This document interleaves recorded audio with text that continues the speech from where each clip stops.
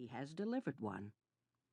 Through stealth and sophistry, he is gradually transforming America into a secularist and socialist dystopia along modern Western European lines. If you think his first term has been troubling, gird yourself for his second. The future casts its shadow backwards, wrote the late British writer Malcolm Muggeridge. In January 2012, we saw a shadow of Obama's imagined future for America when he decreed through his Department of Health and Human Services Secretary Kathleen Sebelius that all employers, including most religious ones, pay for the contraceptives, sterilizations, and abortion-inducing pills of their employees. Today, the department is announcing that the final rule on preventive health services will ensure that women with health insurance coverage will have access to the full range of the Institute of Medicine's recommended preventive services, including all FDA-approved forms of contraception, said Sebelius on January 20, 2012.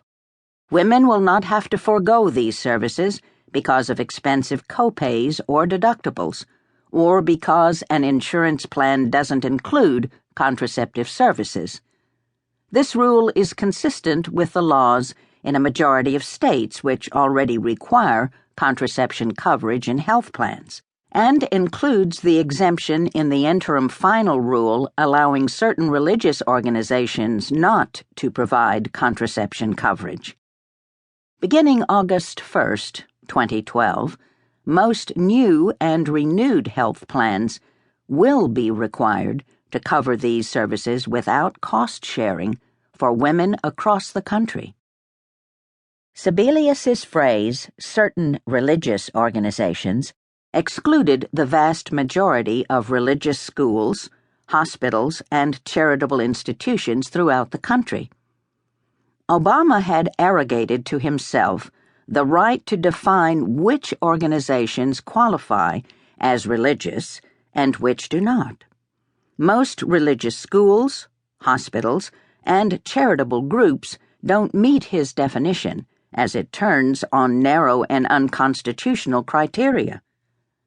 Under Obama's definition, a religious institution must have the inculcation of religious values as its purpose and must primarily employ and serve persons who share its religious tenets.